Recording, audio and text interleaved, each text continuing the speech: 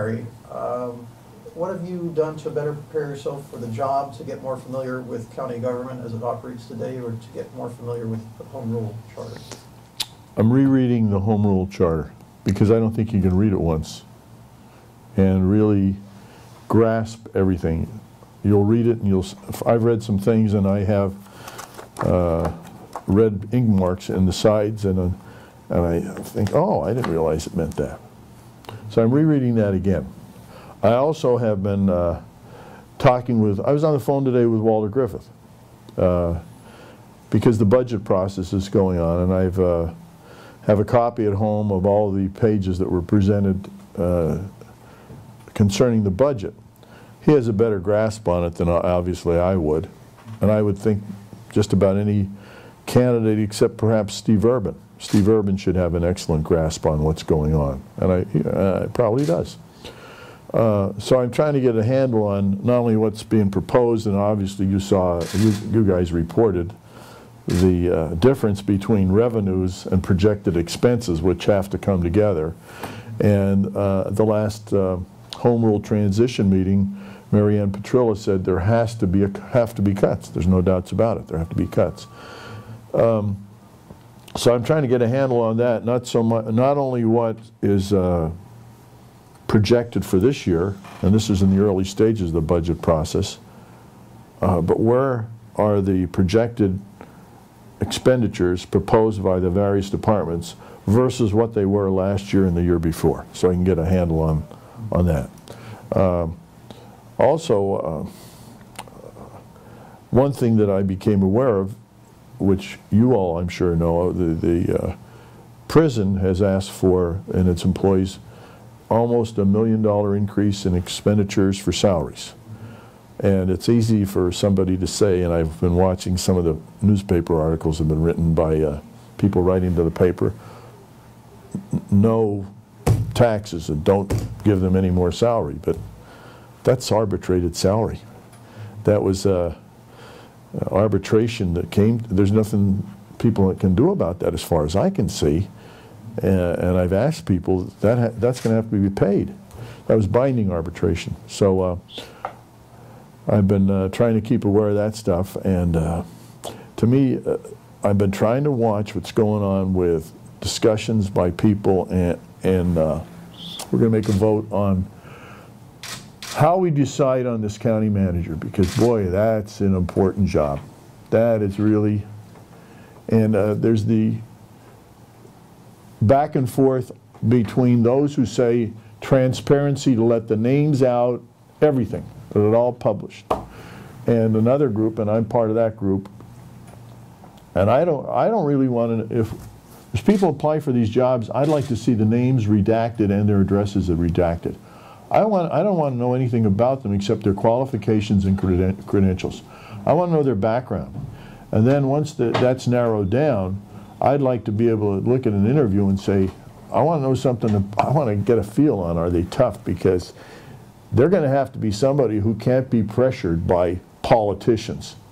Because the concept here, I think, is we need to put this in charge of a professional and run this as a business.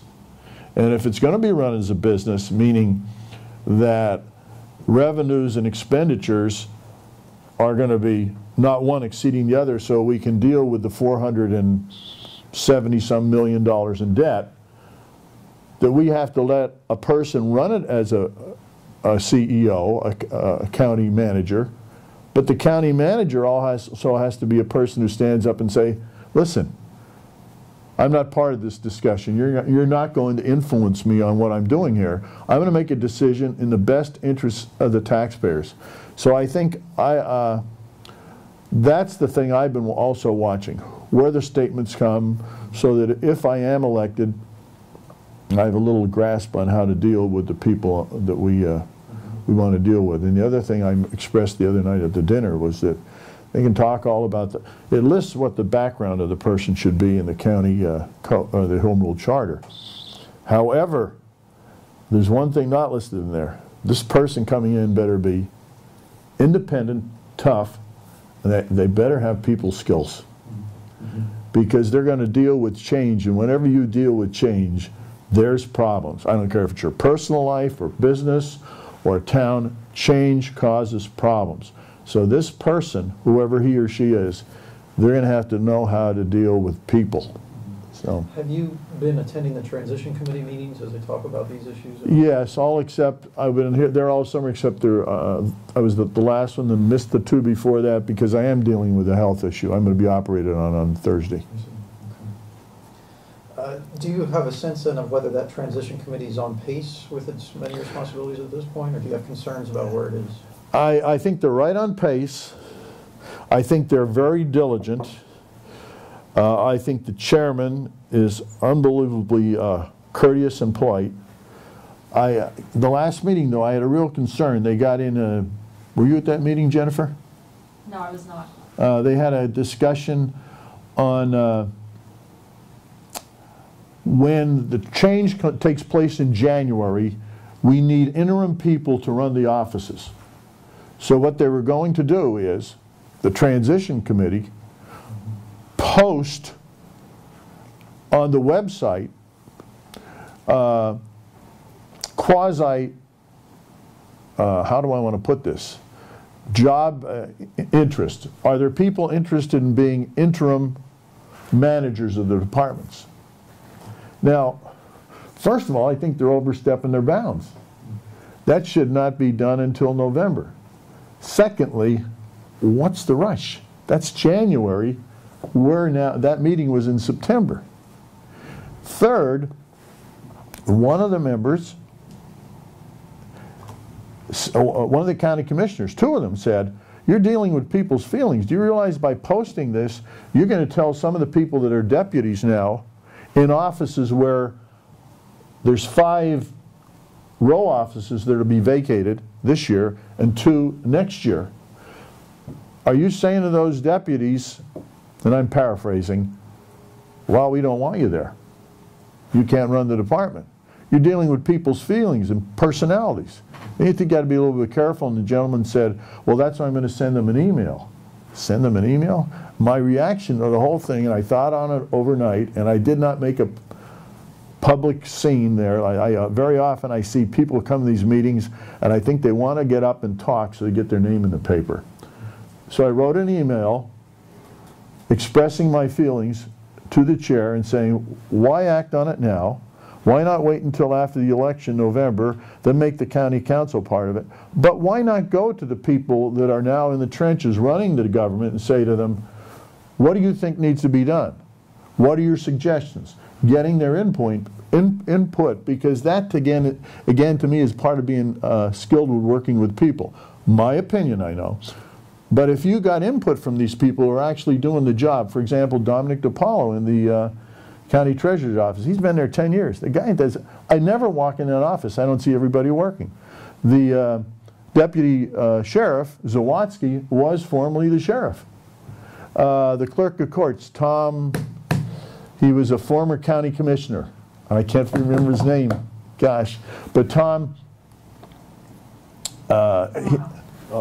what is it? Pisano. Tommy Pisano, yeah, and I know him well. They have the farms up in Wyoming. But Tommy, he knows, he was a county commissioner.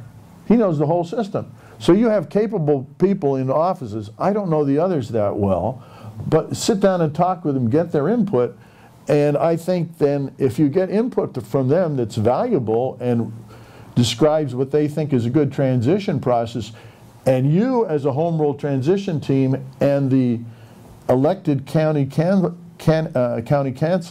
people agree with that process, they feel ownership of it, and it's going to fly. So I think they were getting into an area that night that they should have, sometimes at the end of a meeting you have to say, I think a good chair should say, we've heard a lot of discussion, let's think about this for a few weeks and get back together. Okay. If you are successful in November, if you're elected, how much time do you expect to dedicate to the council post? Whatever's necessary. I'm retired. I have one person who's strongly objecting to that position, though, my wife. But I have installed a home line, a landline in my home, and the number is 674-4105. And I'm going to make sure people know they can call me, whether they're from Hazleton or Pittston or Wilkes-Barre or back wherever. They can call me, so if they have input they want brought up in county council, they can bring it up. That answers my next question, which was, do you feel it's appropriate, if you're on council, to be a presence in the courthouse every day, or are you going to have another way for the public? I don't want to be in the courthouse every day interfering with the running of the government. If I have something I want to say and I think it's something that requires input, I think I should go through the county manager. And it specifies that in section 2. They have a section around 217, 216 right in there where it specifies you're not supposed to interfere by going to the employees and so forth. To me, that would undermine the whole concept of this government. So if I have a concern, I should direct my concern to the county manager. And I don't think I should be taking up his or her time. Today you have email. You can direct the concern to them via email so that they have a chance to read it over, think about it, respond. Because to hit people, I can't stand this stuff where you come to a public meeting and then somebody brings something up like it's gotcha. You know, that type of stuff has to disappear.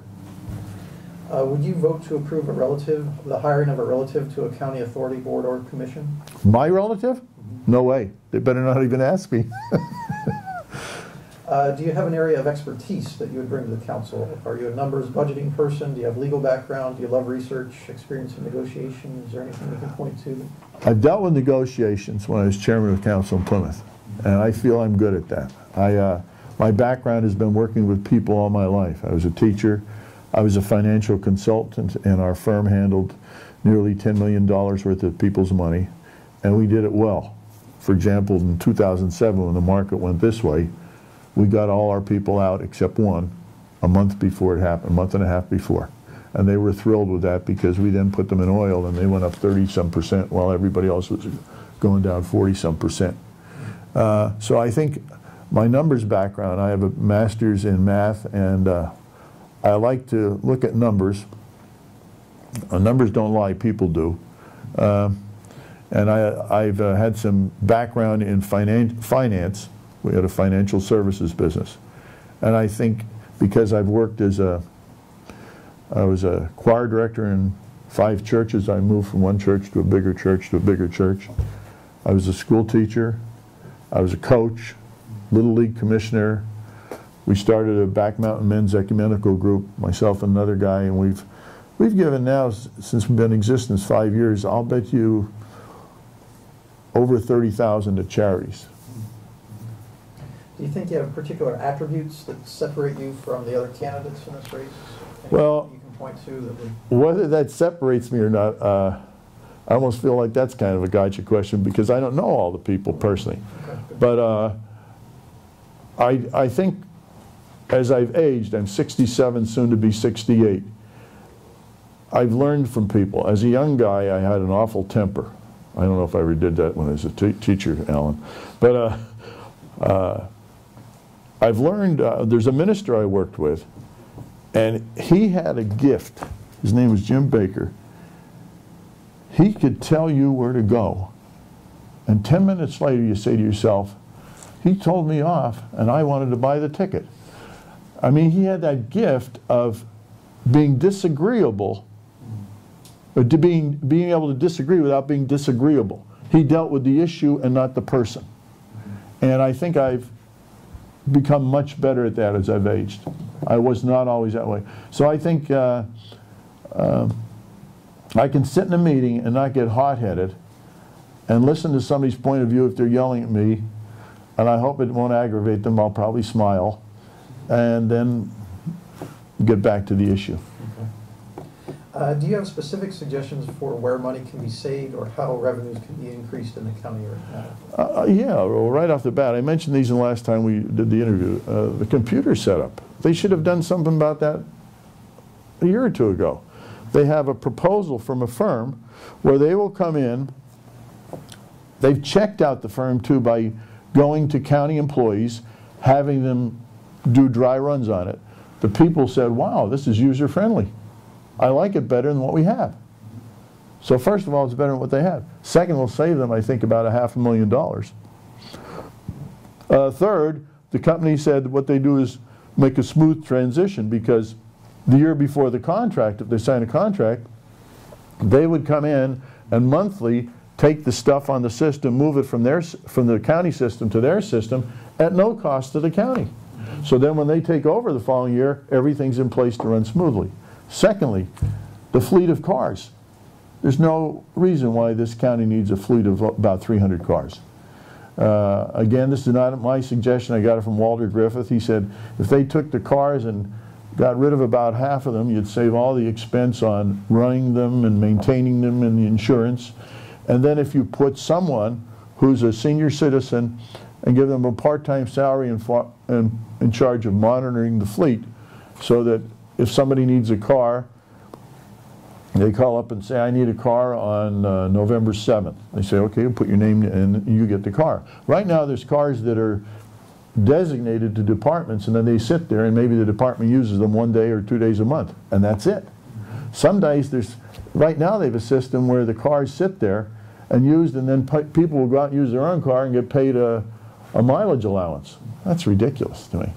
I was going to tell you a third thing and my mind went off. I can't think of what the third thing was. Oh, parking. The parking situation in the garage next to the courthouse. Put one of those. I just pulled in across the street to the Ramada public parking. They have a button. You get a card. When you're leaving, you pay on the way out. All they have to do is install one of those things, and the garage would pay for itself and maintenance, and probably pay for the salary and make a little bit extra money to defray some other expenses. So there's 3 ideas.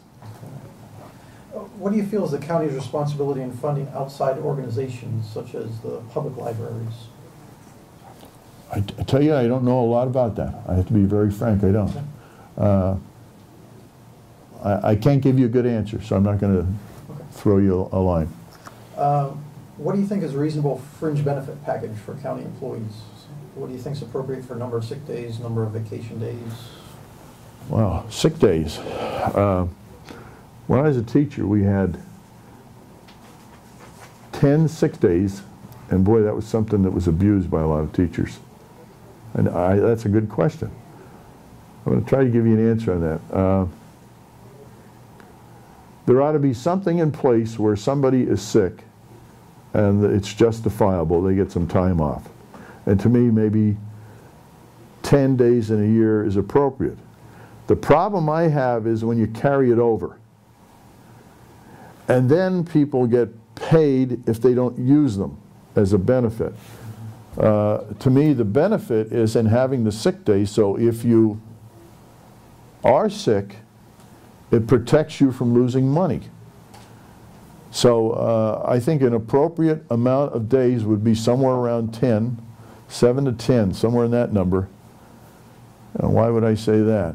Because my background as a teacher, I guess.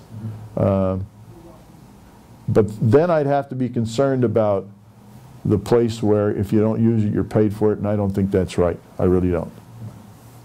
If you are elected to the council, would you be interested in serving as its chairperson? And if not, what qualities would you be looking for in that person?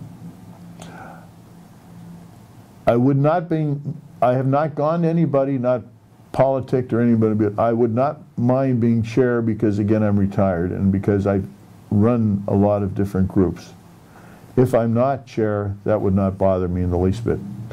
Again, I think the ability to look for common ground and build consensus. For example, the meeting the other night, these groups were arguing about whether to post interest, to look for interest for interim people to run the departments. And people were against that. But they all agreed that the people, we've got to be considerate of people's feelings. They all felt that. Well, I think what could have been discussed then is say, okay, we all disagree. We need to be considerate of the employees of the county and how we do this. So let's move away from this right now as a discussion, where, because they got to the point where there's some people will state their point, somebody else does, and then this person states their point again, then you come back and somebody states their point again for the third time. instead of waiting till everybody has a chance to express themselves. And I think that's where I think I'd have a gift, because I'd say, hey, we're wasting time, we're going around in circles. Why don't we just agree on this and table this until the next meeting? There's always a certain level of media interest in the county's operations. There's going to be more so in 2012 because of the changes that are taking place. Good. What do you think is the appropriate way for the council to communicate with not just us, but all the news outlets in the area? Should there be a designated spokesperson, or should each council member be free to? I think each council member should be free if they notice, if they feel there's something being done that's violation of the Home Rule Charter, first of all. I think media should be able to discern if they have somebody who's just seeking publicity and somebody who's really concerned about a violation. I think the best way, though, if things are running smoothly, well, that's a hope, but if things are running smoothly, would be that the chairman of the council should be able to express what's going on. However, let's say you end up with a council that's 6'5". Then I would hope that somebody from that minority expresses what their side is, and I would hope the media is trying to report, if there's two sides, report both sides of the issue. Okay. What are you doing this month to campaign? You mentioned you're having well, my problem is my health issue, and I don't want anybody to. I don't want this. I don't know how to do this. It's being recorded, so if there's something that you don't want on there, that's... Well, let me say this. I'm having an operation. I'll talk about it later because it's a private issue. Sure. I'm having an operation. I don't know, none of the doctors, I went to 3 surgeons before I picked a surgeon.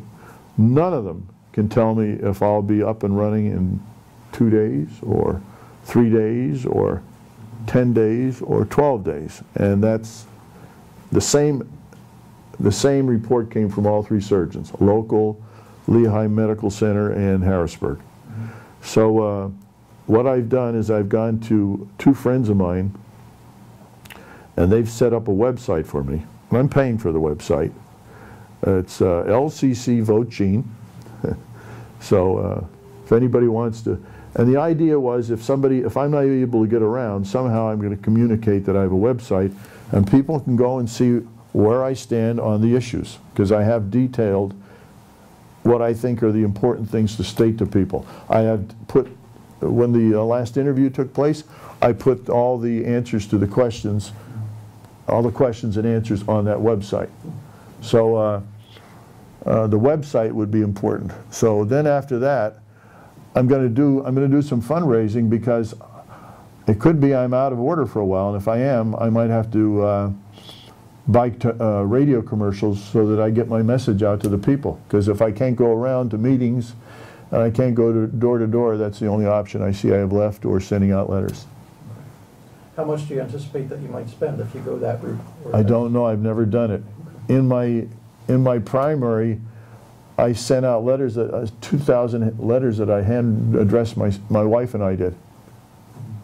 So there's a little bit bigger group that I'm going to be sending out to now, so that's why I'm going to try to use radio and the website. Maybe put some ads in the paper I've been thinking about that say, if you want to see, I don't know what the wording would be, if you want to see where Gene stands on the issues, check out lccvotegene.com.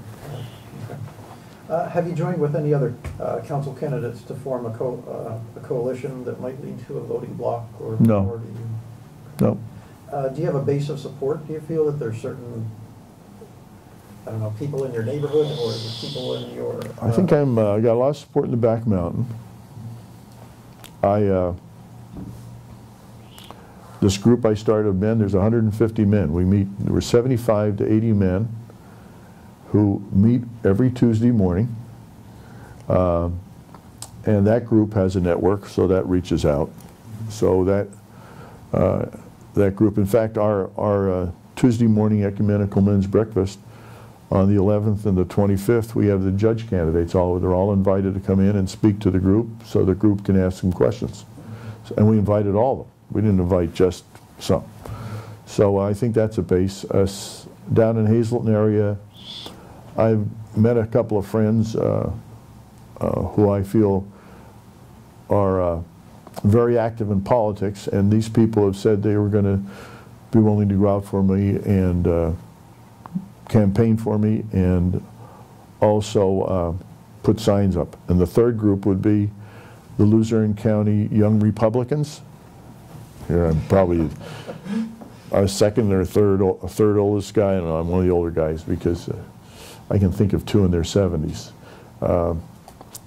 They went door to door for Republican candidates, including me, on Saturday, and they're doing that again.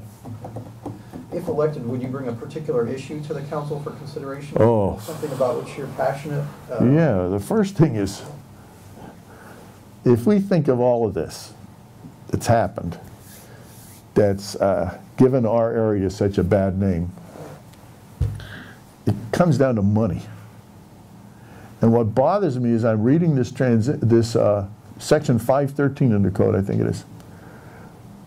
I'm saying that number, I hope I'm right. But it talks about, under the present system, and Jennifer, I talked about this the other night, under the present system, you have a person, Doug Pape, who works for the county commissioners. That person, I'm assuming, is the one who assembles the bills, presents them to the county commissioners, then they're presented for public approval at a meeting.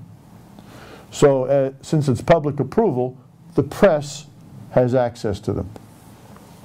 The county commissioners approve them, they're sent to the county controller's office, and you know he checks all of them.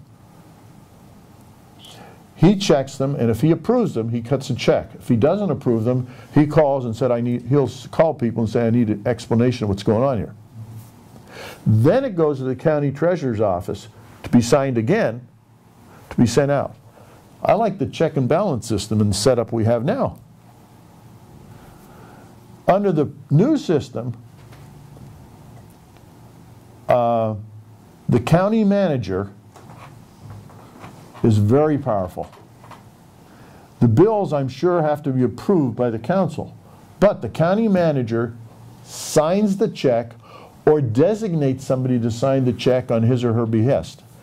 And the county manager designates the co-signer. I don't like that system. I don't like that. I've asked now in private discussion with people on the Home Rule Transition Committee, is there anything in the Home Rule or the Home Rule Charter that says that the county manager cannot designate the controller as the one signing the checks, as the co-signer? Because to me, that would give you, as the taxpayer, a better check and balance between an appointed official and an elected official. And right now we have a county controller that's very careful about what bills are being paid and who's authorizing them and where the money's going.